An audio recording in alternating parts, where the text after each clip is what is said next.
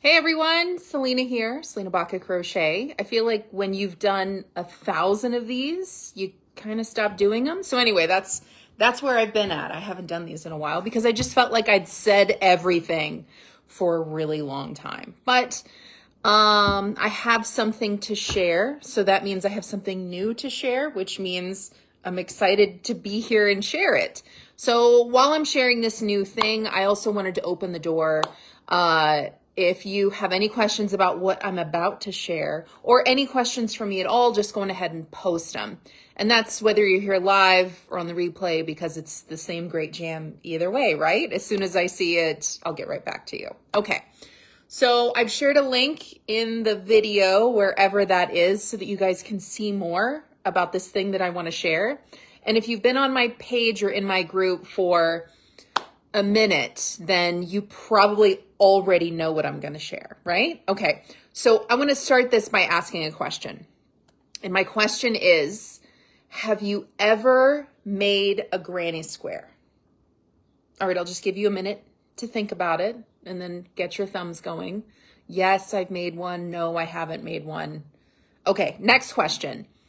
Do you like granny squares? Now, some people really like them, and it's just something fun that they work on, and they make cool things. Some people love to make blankets out of granny squares. Some people love granny squares, and we see them in fashion, and you want to make those things, but maybe they feel intimidating. Or maybe you're just like, you know what? Granny squares are old and tired, and I'm not interested.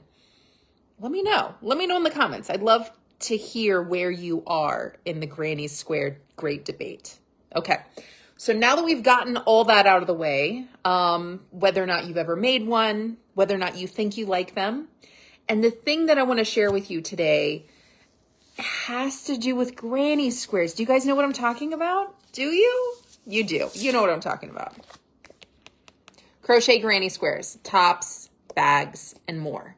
So, yes, this whole collection, it's not a big collection. It's a very small collection, but it is, she's thick in terms of value.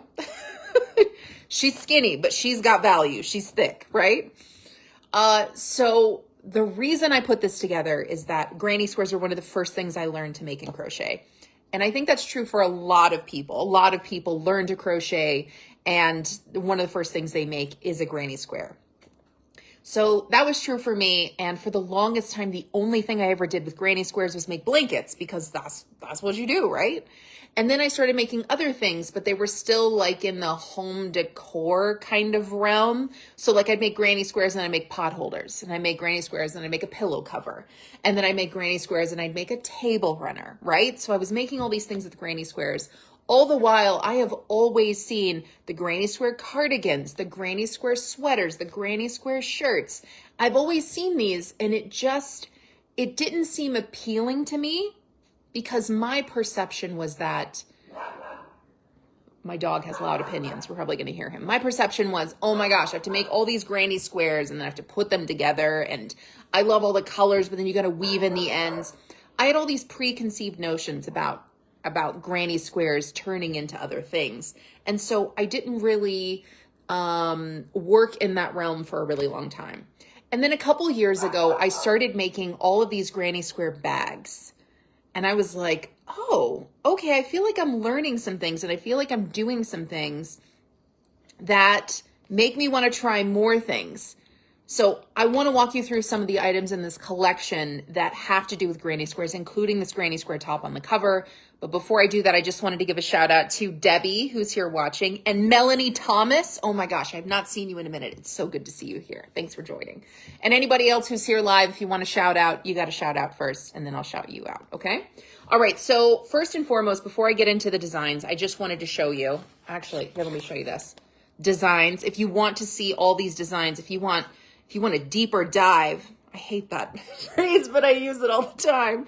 If you want a deeper dive into this book, just click the link, and you're going to find all of these patterns on Ravelry, all the different sizes, all the measurements, all the finished projects, and all the yarn that I use, because that's important too. Okay, so first and foremost, I talk about granny squares in terms of tips. So I give you guys different tips that I feel like are the barriers to crochet. So some of these tips are, you got to practice your granny squares. I think that's kind of part of the barrier.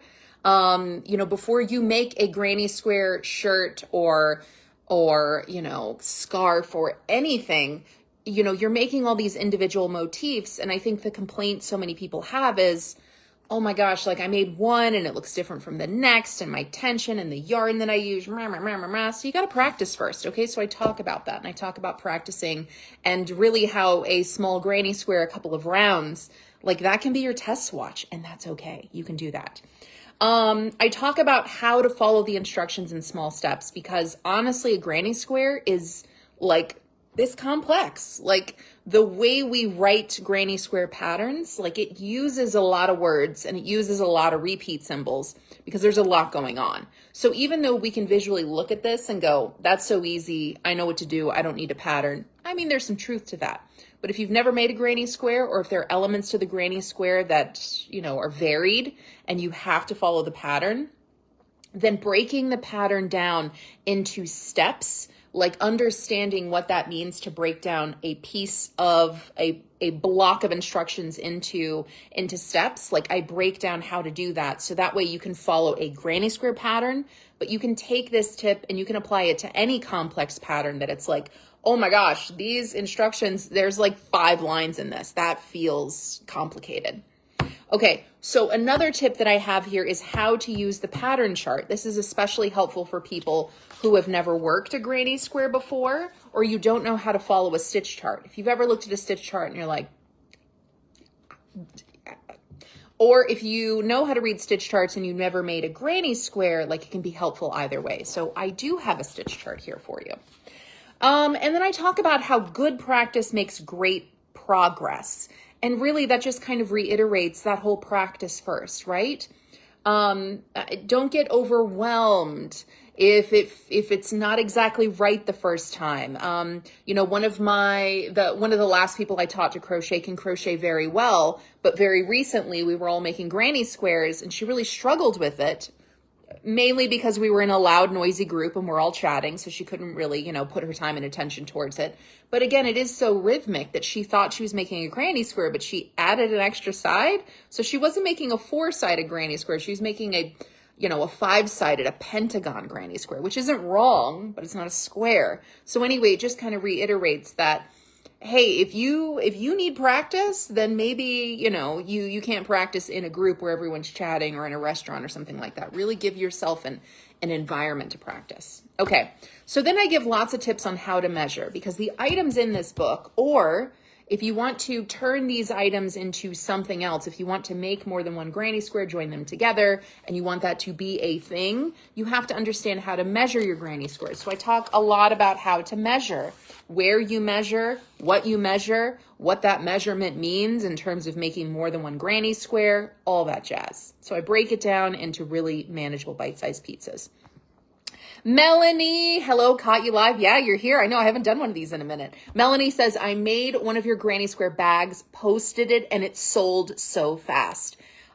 I have such a love for granny square bags, and I am not done. Every time I think I'm done with using the granny square motif to make a bag, I'm like, oh my gosh, I can do this whole other thing, or using the granny stitch to do so. I'm so inspired. I have so much. So I'm so glad that you had that experience. Amanda Woodbury's here. Hey, good to see you. Thanks for checking in. Okay. Now I also have instructions in here, step by step, not only the words, the written instructions, but a step-by-step photo tutorial for what it looks like to create a granny square at round 1, the beginning of round 2, the end of round 2, the beginning of round 3, the end of round 3, the beginning of round 4, the end of round 4. So I do that because after round 4, it kind of repeats itself. Like the repeating elements, the basics of that are already there. So you can keep adding, you can repeat the instructions in their basic form at round 4, and you can make the granny square as big as you want. Barbie Smith is here. Hey, thanks for checking in. Okay.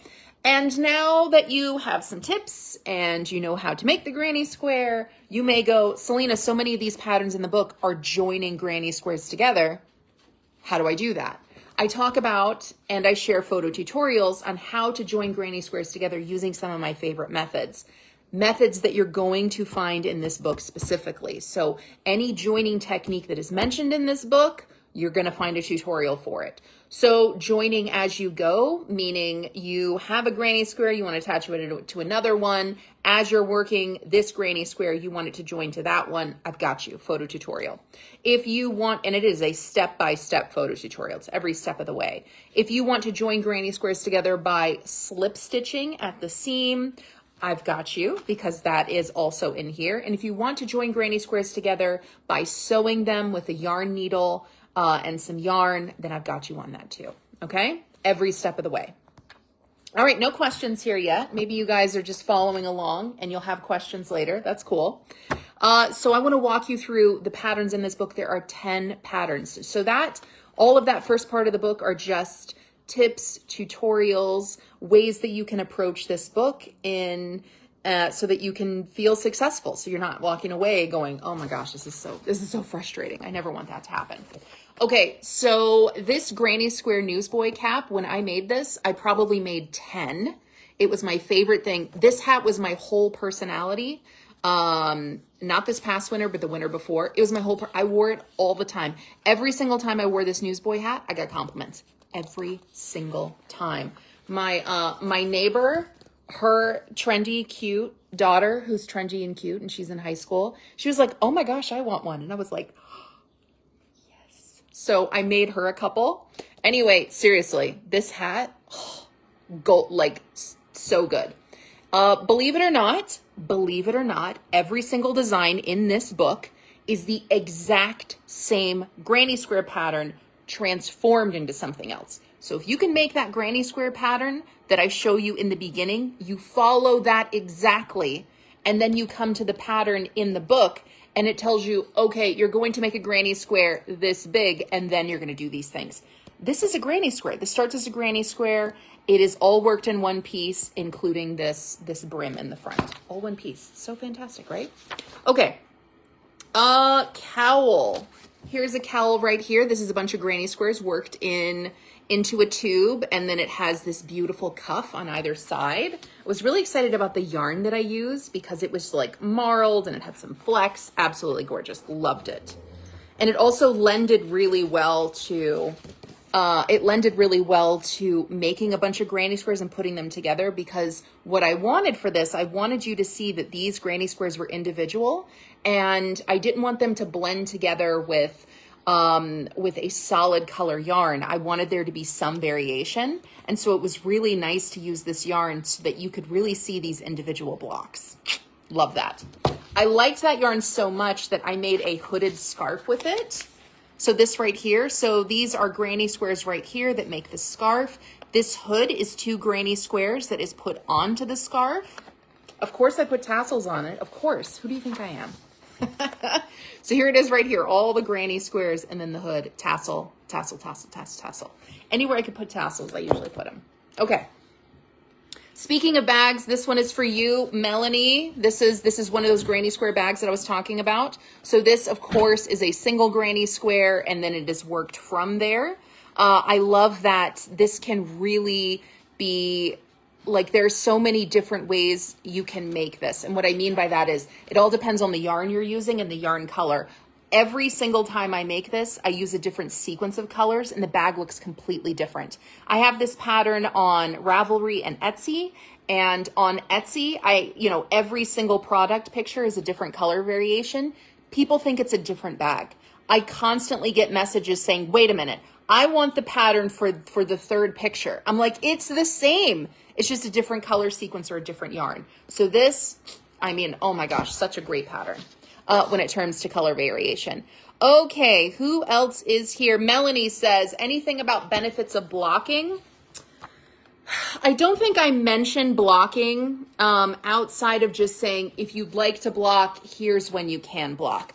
I really kind of stay away from that because I think it's intimidating for a lot of people. I really like to talk at a simplistic level And if something really does need blocking, like because the size changes, the dimension changes, the fabric changes, then I will tell you this is you know, blocked measurements or something like that.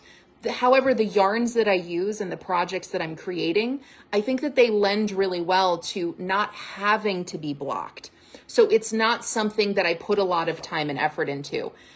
Even when, you know, you can really see the granny square, you know, sometimes I think our tension or the yarn, it can make the square look less square, can look a little skewed. And if that's the case, you can absolutely block to even out your tension and even out your fabric. But I don't want it to ever be a necessity. I want it to be something that you can do if you want to.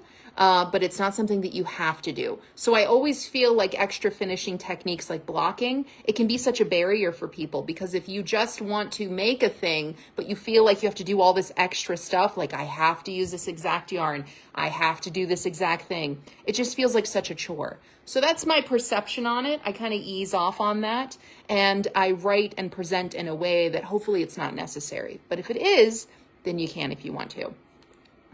Amanda says, just following, probably going to get the book today. Oh my gosh. Ugh. Yeah, you can find this anywhere books are sold. When you click on the link in the video description, you can see all of these on Ravelry, but it also links you to Amazon. So you can order it on Amazon. But again, if you go into, I mean, our local Joann's are still open. If you go to Joann's, if you go to Michael's, if you go to any bookstore, if you go to your local library, if they don't have this on the shelves, you can ask them to carry it. So if you're not sure you want to invest in this, definitely ask your library to carry it. And that way you can just borrow it and give it back, right? All right, so many people are checking in. Noop is here, Sylvia, Susan, Melanie Thomas is still watching, hey. And Amanda Woodbury still watching, thank you. Okay, so that's one granny square bag.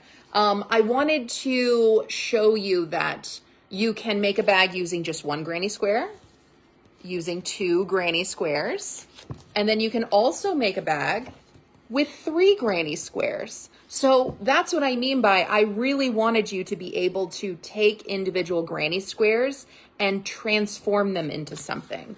So there are the 3 bags, using 1 granny square, 2 granny squares, and 3 granny squares. And that way it's not like I'm making the same thing. You are, but it's so different that it's like they're completely different constructions. Okay, now here are the, here are the pieces that I hope you love, because I think that I made them in a really timeless, classic way. So first and foremost is this shrug. It's a granny square shrug that, of course it's a granny square shrug. Okay, so it starts as a granny square in the back, and then the sleeves are an extension of the granny square, and they are tubes, and you can make the sleeves as long or as short as you want. I made my sleeves a little short, only because I wanted to use a cone of yarn, and I didn't want you to buy 2 cones and only use like 1.5 cones. I don't know, that felt really important to me. But you can make the sleeves longer or shorter if you want.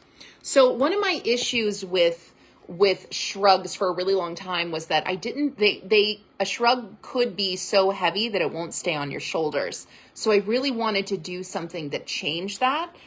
So that when you do make a shrug and you put it on, it stays on very comfortably. So there's a part of this pattern to where I don't want you to ever look at this and go, it's just a granny square with some extra fabric. Yeah. And that some of that extra fabric includes a portion that is an extension of the neck. It pleats the neck and it stays comfortably on the neck. And that way, when you crochet this whole thing and you put it on, I don't want it to be so heavy that it falls off and you're just kind of like holding it up. So there is an element of this by design that will stay up at your shoulders around your neck. Okay, so this one, I felt like an engineer when I made this. Like I probably made this 3 or 4 times because the math needed to math. It is this button front top right here. It's a granny square in the back, and then the whole front is an extension of that granny square. You can seam up the front like I've done and then add buttons, or you can leave it open kind of like a vest. You can do either one. I liked it as a shirt because I felt like the shrug was already kind of like a vest. So I really wanted this to be different, like a top. it does kind of create a collar that rolls over, which is such a cute element. So it rolls over in the back and it kind of rolls and lays nicely in the front. And you know, it's a granny square and then some. So I really, really love that so much. I love the color that I use too. I'm really into these earthy colors like this because, I have a hard time with fashion. So I try to really just use basics that look really classic. I mean, a lot of times whenever I wear my own crochet goods and I take pictures, I'm usually just wearing like a tank top and jeans, or I put it over a dress. I want something so simple because, yeah, fashion is not easy for me. So I really want to make sure that when I create pieces that I can just put them over something that I already have. So I think I did that with that one. Okay, just a couple more. Next one is a granny square poncho, 2 granny squares and some paneling that adds shoulders. So I love this because it's a really shallow V-neck. I love that it's a point in the front. And the sleeves are not a granny stitch, but they're not a solid fabric that's very dense. I did use a very chunky yarn for this. I love this beautiful taupe color. And I wore this whole photo shoot was in the spring, and it was just so comfortable to wear this in this. I could really see this being like an all seasons kind of thing. I think that you can really kind of play with yarn with this, because these are, you know, granny squares that, because they're granny squares, I think that you can kind of play with yarn and measure as you go. I showed you how to measure in the beginning of the book. And that way you can create something that fits the style that you're looking for. Okay, last but not least, this top, I'm going to tell you some things about this top that hopefully will make you love it even more. This is a granny square side slit top. Okay, so let me explain myself, okay? So I made a few different versions of this. I made a solid color, and then I made this one with all these different blocks of color, this kind of like, you know, this varied ombre effect, right? All of these completely different colors together. So what I wanted to do here, I've always loved the idea of having a granny square top, right? But whenever you crochet just a square, everybody's body is different, right? So whenever you're creating a square, it's the same measurement here as it is here. So a lot of times you're different here than you're here, right? You're not the same. So if you don't want it to be tight here, or if you don't want it to be loose here and tight here, like a square is not always going to work for you. So I played with the idea of a granny square top a lot. And this is kind of a mixture between a poncho and a shirt, because it is a granny square, but there's an extension of sleeves here, right? So that makes sure that you're not creating this huge square that's so big that, you know, you might want a little bit of sleeve, but you don't want the square itself to be the only source of the sleeve, because making it long here is going to make it long here. And if you want a top, you don't want it to be like a dress or a tunic, right? You don't want it to be so long that it's like all this extra fabric. So that's one thing that I did, is that I have an extension of sleeves here, but then also it does not connect at the sides. So it really is open from here to here, and you can see it right here, which makes the top more loose, more fluid. It has so much more movement. You can see that this one is even kind of big on me. You can see how big the sleeves are. So this is probably like even a size larger. I made this one, I think probably a size smaller. So you can really kind of see that the sleeves are a little shorter and a little more narrow than they are right here. So you can do either. I don't want you to, you know, I never want people to go, well, I'm a medium, I got to make a medium. You might go, I'm a medium, but I want it to be more fitted, so I'm going to make a small. I'm a medium, but I want it to be oversized, so I'm going to make a large. So always look at the measurements and always measure what you're making, and that makes sure that you're going to have a style that you love. So also having the slits open on the sides, depending on your body shape, depending on your body style, depending on how you want this item to fit, you can leave those gaps open for more room, more movement. You can seam them up if you want to. You can seam them all the way. You can seam them half the way. You can seam them 3/4 of the way to still have little tiny little slits on the sides. So if you follow the pattern exactly, there's enough room there, pun intended, for you to kind of make revisions if you want to. All right, everyone, that's it. That's what I wanted to share today. Crochet, granny squares, tops, bags, and more. Maybe you like granny squares. Maybe you think you don't. Maybe you think they're just blankets. Maybe you know they could be more, but you just kind of want to dip your toes into simpler projects that are going to help you feel more confident about making granny square things that you can wear. I think this is going to be a great resource for you. You can find it on Amazon. You can find all of the patterns in this book when you click on the link and find it on Ravelry. You can request this book anywhere books are available or for sale. And if you're not sure if you want to own it, ask your local library to carry it. And that way you can check it out, you can use it, you can return it. And if you really love it, then you can buy a copy. All right, who else is here?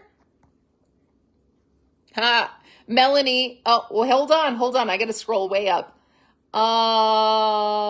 Let's see. Melanie says, I need to add it to my collection, but signed. Again, you want a signed copy? I could probably arrange a signed copy, but I only have so many resources available. So send me an email, Melanie. I'll see what I can do.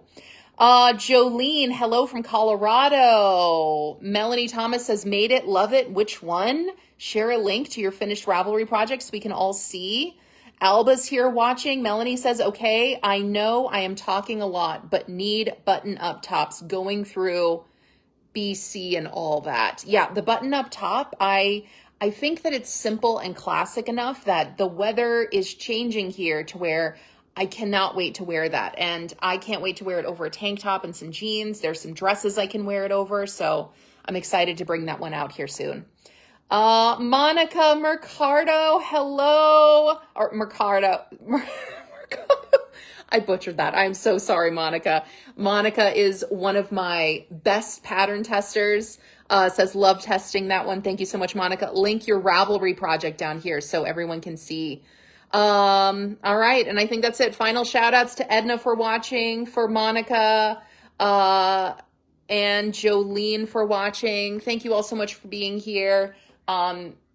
It's so fun to be here and chat with you guys. So I really do want to make this a conversation. You guys have any questions for me? Go ahead and post them. And even if you post them after the live, as soon as I see them, I'll get right back to them, okay? Hope you love this book. If you get a copy, I would love to see it. If you share a picture, I want to see a book selfie. You can join my community group, Selena Baca Crochet. I would love to see that, so please share. And if you make anything in this book, I'd love to see. So keep in touch, all right? Peace, love, crochet, everybody. Thanks. See you later. Bye-bye.